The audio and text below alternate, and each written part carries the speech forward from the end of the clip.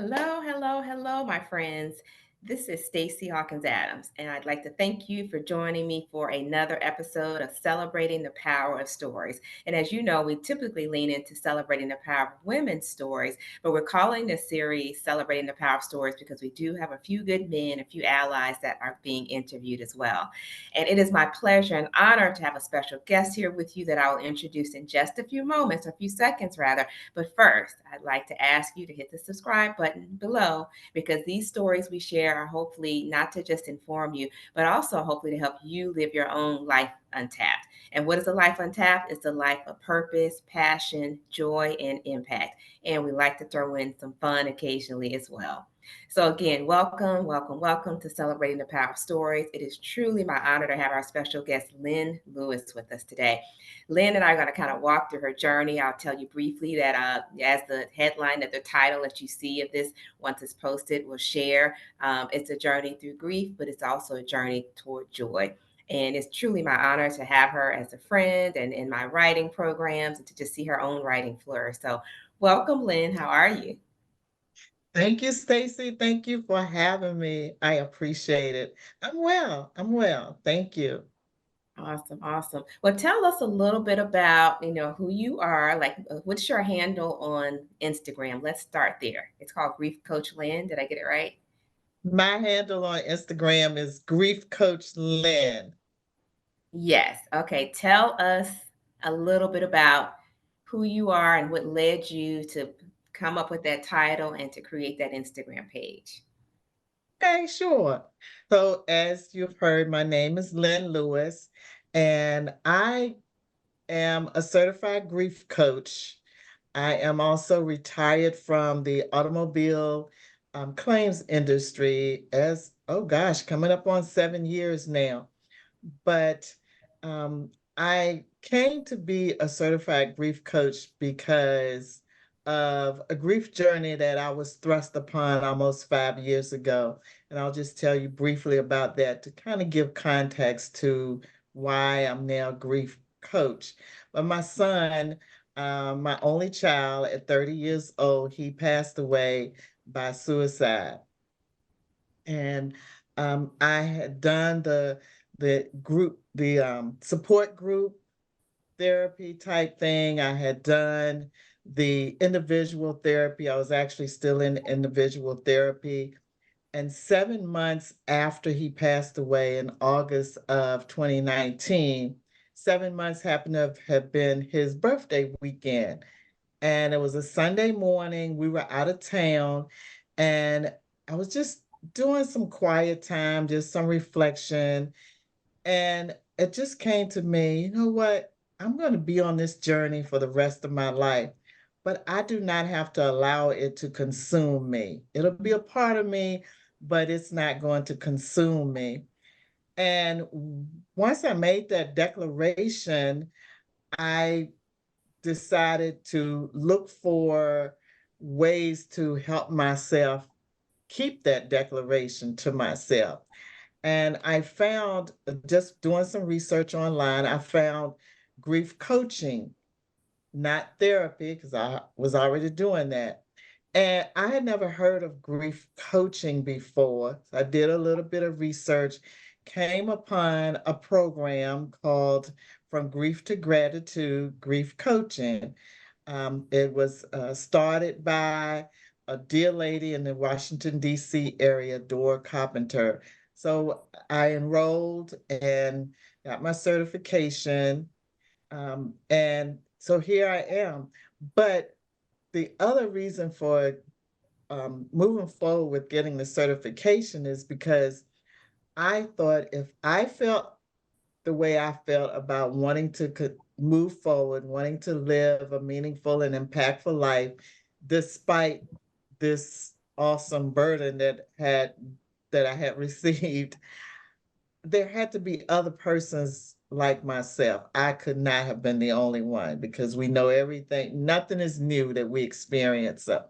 And so that's what I do. I now, while I'm on my own journey, I get to support adults who are 50 years or older, who have a similar journey.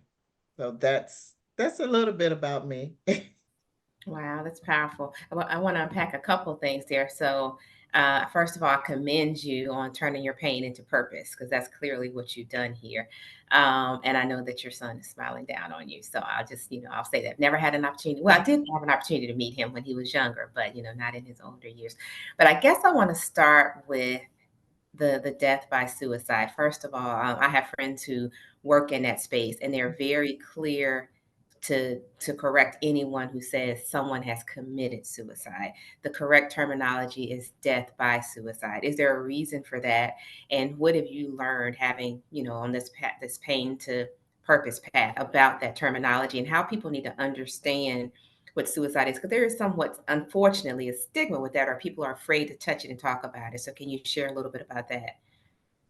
There is definitely stigma, and I always say it's an extra layer, grief as a result, well, grief period, and then grief as a result of death. But when suicide is added, it's like another layer. When I began my journey, the terminology had already changed from committed suicide to death by suicide. So I honestly, I cannot speak specifically about because I don't remember specifically why the change, but it had something to do with how it paints the picture of the person that actually died. So yeah, it's and if you think about it, if someone dies from, say, cancer, we say they died as a result of cancer. We don't Mhm. say cancer killed them or it's kind Right. of It's like, convoluted. So it has to do with yeah. the terminology, and I apologize that I'm not No, no. I don't here want you right to now on reverse it. in the terminology. I'm thinking about your personal journey. Is that more comforting for you in a way? Like even that cancer analogy makes sense to me in Yeah. terms of someone Yeah, who's gone to that. Is that more comforting to say death by it suicide? is more comforting for me to say um that he died by suicide rather than to say he committed suicide. Hmm. So it is more comforting, and it could be because that's the politically correct terminology right now, or it does when I think about it as we're talking, when I say committed, it's almost like, he though he did something to himself, but it's just a difference, and it's a play on words Right, but I in think my it's mind. meaningful. I think it's meaningful because we know that folks who are in that space are in deep pain often. So it's not something that's just a willful sort of, I'm going to go on this diet next week. It's not that. I'm trivializing it, but not Mhm. intentionally. But I want you to get my point there that I think the words matter because words hold power. And so, yeah, I Right. don't want to negate that is comforting. And I want to share this because there's so many people who, unfortunately, because of the culture and society we live in, they have lost people to suicide and they're not able to talk about it or they're not at a place where they're able to share publicly. So I know you in your mind, you're just moving forward, you're living life, but you really are courageous to be on this journey, to be able to talk about this. I mean, this was your only child. So, we've already talked about, how, I support you and you're my thoughts and prayers consistently. But I do think that there are folks who are not able to articulate this even to their friends and family. So you're really helping today by having this conversation and helping me unpack that. I also, before we get to kind of like the coaching side, I want to stay in the personal side a little bit about what has that support been like to you. Has it been difficult for you to navigate this loss with family members? Have you felt supported? Is there something that people could do or could have done to be more supportive in the initial stages as other people kind of grapple with this? For me, I have support. I haven't gotten any of the mean things that some people will say about suicide, but I talk about my son. I bring him up in conversation, but my family usually does not, and they don't engage in conversation. They may acknowledge if I say something about him, or, oh, this was Daniel's, or Daniel and I did thus and so. So there is no engaging conversation. And I understand because usually people don't know what to say. And Mhm. the dynamics that my family and I have, we are close-knit family, caring family, and I believe in their minds, they're thinking that they don't wanna hurt me or they don't want to upset me. Mhm. Um, so I wish that there was, and maybe there will be at some point, a way that we can, come to grips with that. I remember one time specifically that we talked about it a little bit, and that was after I shared my story in an anthology last that I did last year, that I contributed to last year in 2023.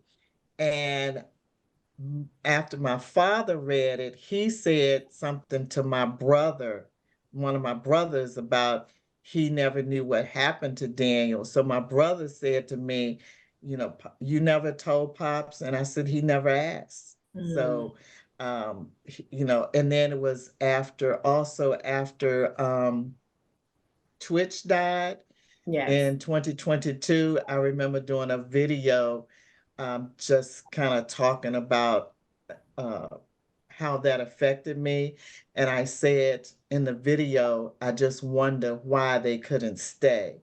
And my Mm. father's on Facebook, so he saw that, but they've never like had the conversation, ask how I'm feeling.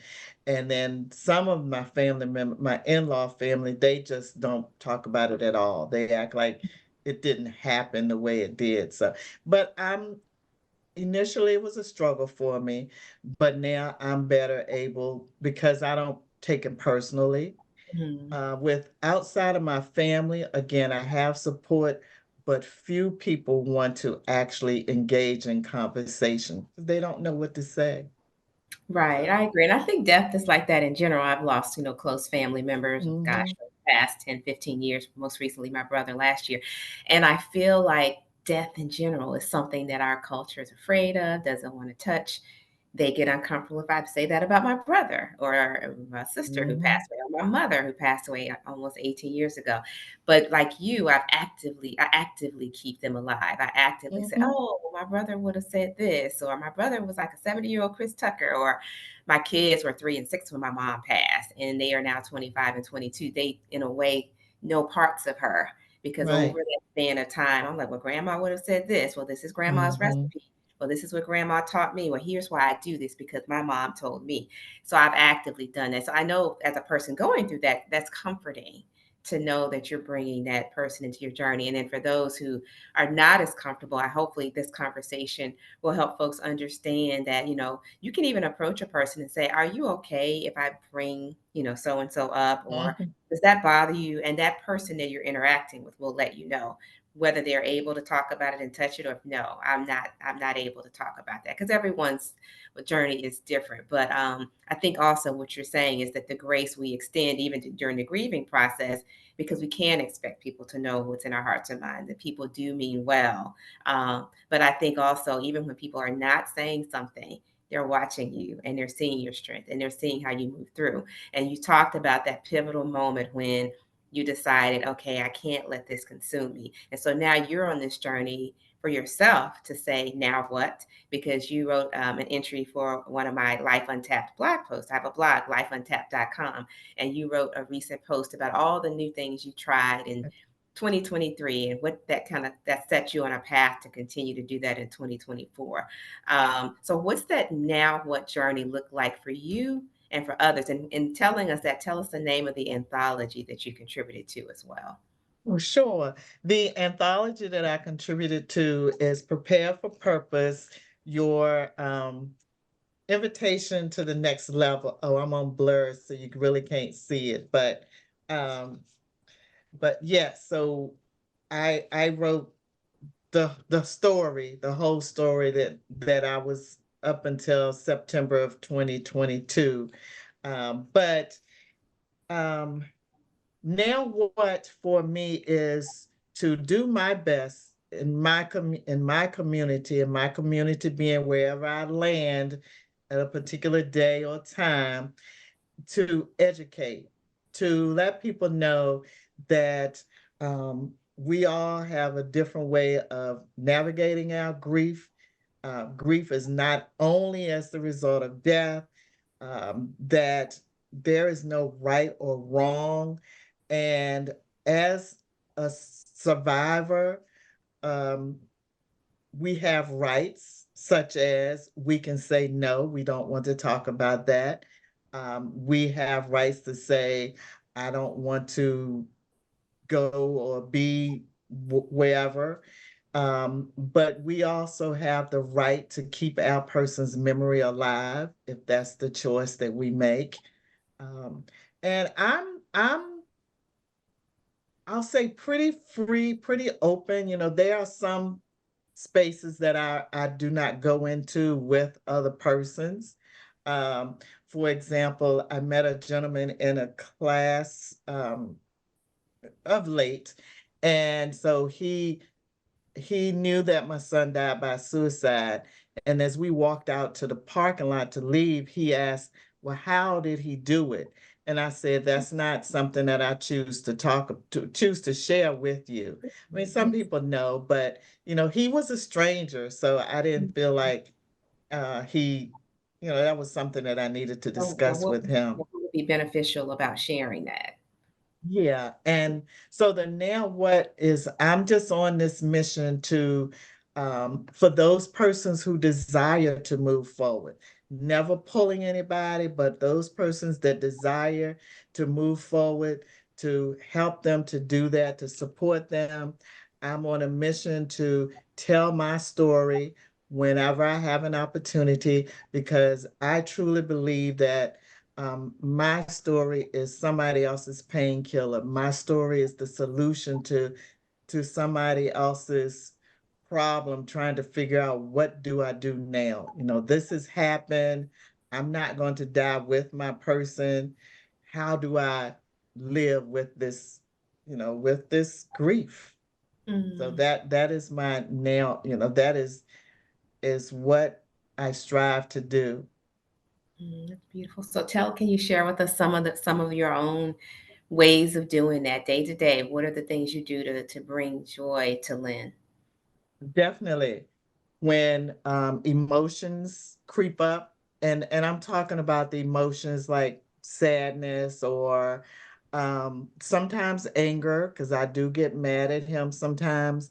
But when those emotions surface, I give them space.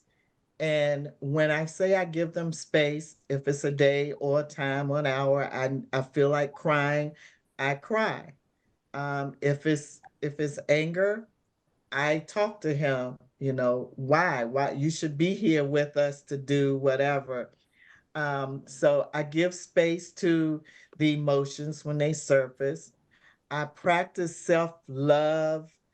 For me, I take care of myself to the best that I can, um, just by setting boundaries for myself so that I don't get too far out there, and also so that I don't people don't disrupt my peace. I am determined that I'm not going to allow anyone to disturb my peace.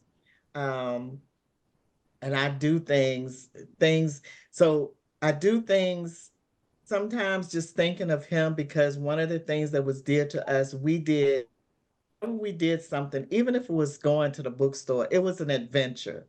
And he would always say, Ma, I enjoyed our adventure today. And so when I do some of these things, it's an adventure, and I think about it's kind of an ode to him. And I'll talk about, again, I'll call his name. I'll say, this is something that Daniel would have done with me. Mm, I do that. Um, I I reflect a lot. I check in with myself. Okay, if it's a week that I'm just feeling kind of down the whole like 2 or 3 days of the week, then I'll check in with myself. What's going on? What's causing that? What do you need to do? Do you need to do anything? I rest. I'm learning to rest, and that's not necessarily to sleep, but to rest. mhm. And I am reading a book called Sacred Rest, and Yeah. I'm trying to the author's name is the Sandra, doctor. Sandra Dalton. Yes, Dr. Yes, yes, Sandra. yes, I know yes, her. Yeah, she's awesome, and that's an amazing book. yes, Yeah, Sacred Rest. yes. So that book has helped me, and I'm always trying to educate myself to help myself as well to help other persons that I meet along the way. That's wonderful, wonderful. So, it sounds like it was an active getting unstuck for you, but so many people, and I don't say that in a judgmental way, but folks can get stuck in the grief, and again, not judgmental, but how did you avoid the getting stuck? And like I also, we've talked in your note and our show notes, you kind of said you don't pull people where they're not ready to go. So how did you not get stuck, and then how do you support or advise that we support other people who maybe in a place of grief where they're not yet ready to move forward. For me, I did get stuck some in the beginning because initially, and it may have been a year, I don't know now because it's been almost 5 years, that I refused to say that he died by suicide. I say Mm-hmm. presumably, because he didn't leave a note. Some things that, and it was totally unexpected. So I was kind of stuck, and talking to my therapist, she said, "Well, would your grief be different? Would it have made a difference?" So she kind of helped me to walk through that.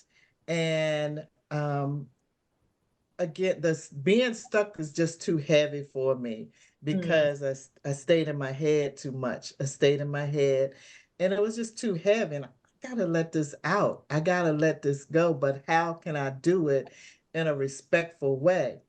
Now, when I meet persons that are stuck, or listen to or talk to persons, I just let them know it's a choice. It's a choice. This is the choice that I made. It's okay if you're not ready. If it's okay if you don't want to. Mm-hmm. Um, and for various reasons. And then our grief depends a lot upon the relationship that we had with our loved one that's no longer here. And I'm Mm-hmm. finding that to be a huge part of why some people, they they just gotta stay there because of the relationship, whether it was good, bad, or indifferent. Mm-hmm. So, how has it been healing for you to help others on this journey? When I have a couple of clients who have, after our relationship was done, and they'll tell me how much it helped just talking to someone that had an idea of how they felt, just giving them some tools to use when certain things come about. I had one text me last week before last, and say, something happened, and I was able to go in my toolbox, and it made me sad, but it didn't take me down that dark path of sadness. And so those things help me to continue to want to do what I do. And it is part of my healing process.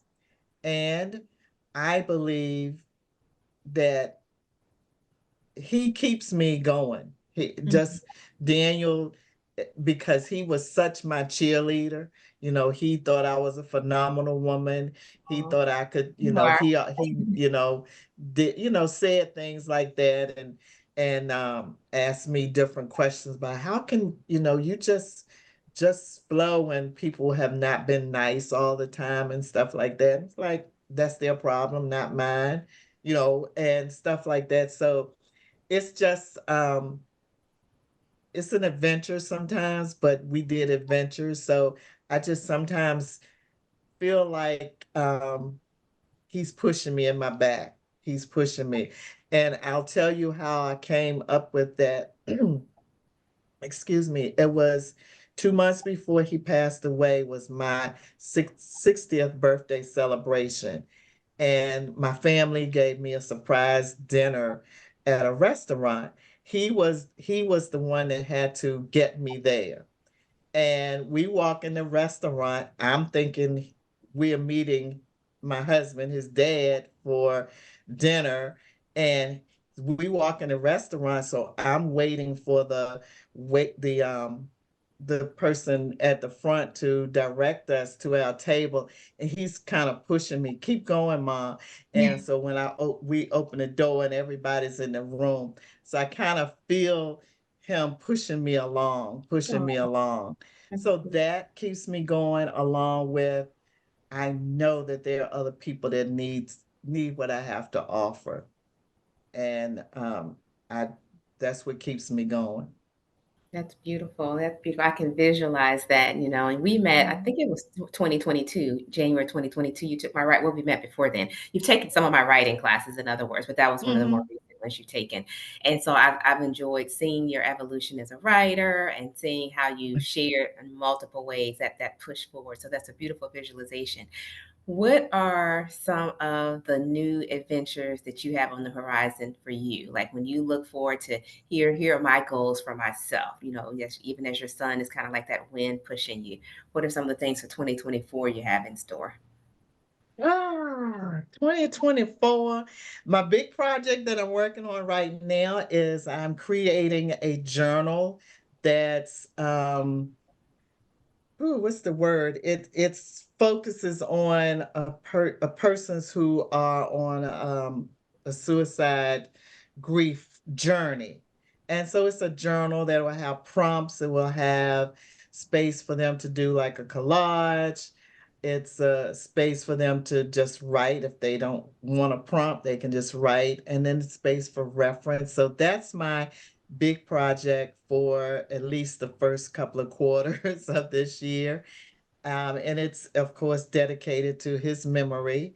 And he did not like to write like his dad. They weren't writers, but he knew that I liked to write. And one of the things that I had started doing um, probably 8, 9 years ago was writing letters, because he was an only child. So I wanted him to have some writings, some letters that I could tell him about some of his family, like my mom that he never got to meet, and things like that. So he knew that I wrote, he knew that I was a journal writer. So it's dedicated to him. Um, and so that's my big project.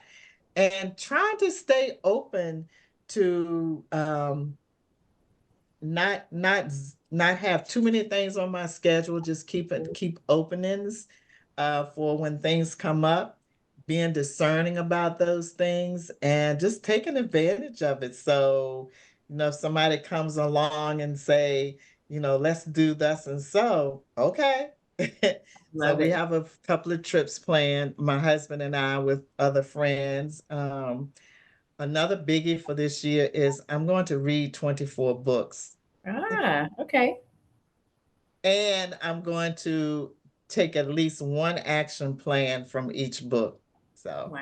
So nonfiction mostly, but maybe some fiction too, or like how will you do the action plan? What does that mean? so even if it's fiction, like for instance, if I reread one of your books, so something that someone does, of course, I can't think of anything right now, Yeah. but I might, decide, oh, I'm going to do that. So Yeah, that like could a be an micro action. pearls, a bag of pearls, or I'm thinking about my characters too, just the different things that they do. So yeah, I get that. Yeah. That's all. But it'll be a mixture.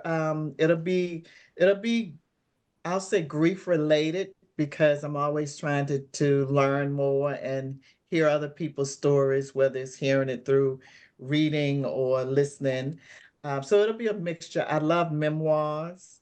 Mhm. So it'll be a couple of memoirs, and of course some just something light reading. I call it light reading, because what I do know, and it's another way that I take care of myself, is I recognize when I've done too much grief work. Because grief work, well, grief work is hard. It can be hard.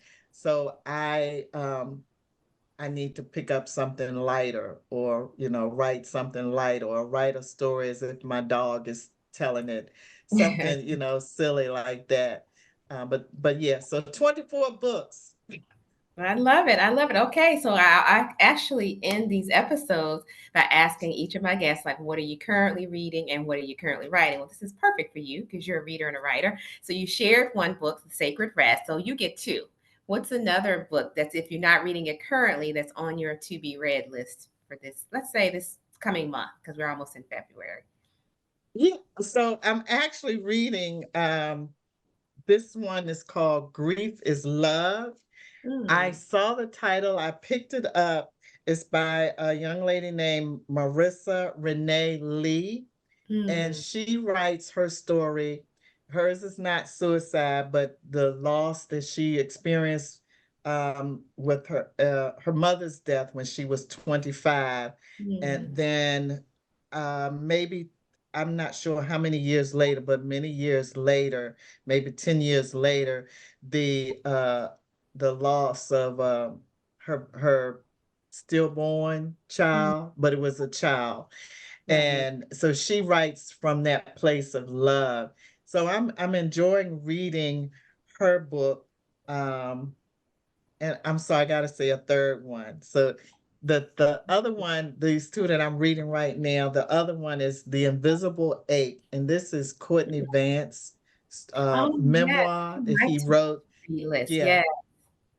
And this is different because it's his memoir along with Dr. Robin Smith, who is a psychologist, I believe. And Mhm. so he writes, and then she writes something to kind of from the clinical side to support or talk about what he's talked about. So my husband and I are actually reading this one together. We're supposed to be reading it together. I'm ahead of him, but anyway, so Bringing 'em up. with those two books, then I have to read something. I thought about it last night. Okay, I need to pick up something lighter to Yes. read because these both can be kind of they can be a little bit heavy, a little bit heavy. So, and I'm going to reread my book too, Prepare for Purpose. There you I need go. to reread that occasionally. So. Excellent, excellent. Well, that's exciting. And then what is Lynn writing?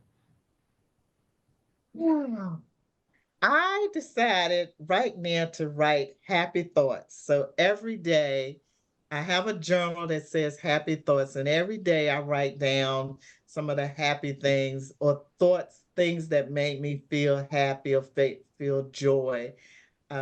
So this interview will be in my journal for today Aw. because this brought me much joy, this opportunity. I'm not dismissing the unpleasant stuff, but this is what I decided to do for this season is to write my happy thoughts. And some not so happy thoughts may be dispersed in. And then I've got some things to rewrite Mhm. to enhance a couple of things that I've written and I want to enhance. So Excellent, excellent. Yeah, I've started keeping out, I've heard about gratitude journals for years and I've done it off and mm, on. So that's kind of been my new thing. So last night, even if it's like one thing, like what's the one mhm. thing, the exciting moment of the day or something I'm grateful for?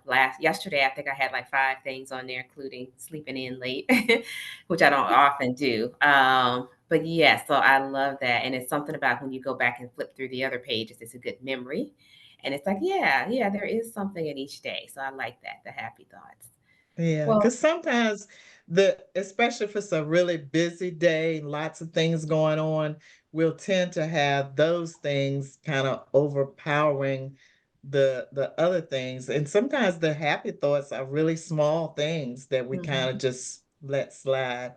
And the other reason I do that, and it's mostly at night, is because I like to go to sleep, excuse me, with something happy or thoughts of gratitude on my mind because whatever I go to sleep with, that's usually what I wake up with. So, that's right. I agree. I agree. So where can everyone find you, Lynn? Is there a website? We mentioned your Instagram is Grief Coach Lynn. Where can they find you on all the socials and online? I'm on Facebook. I am my website is it's a long one.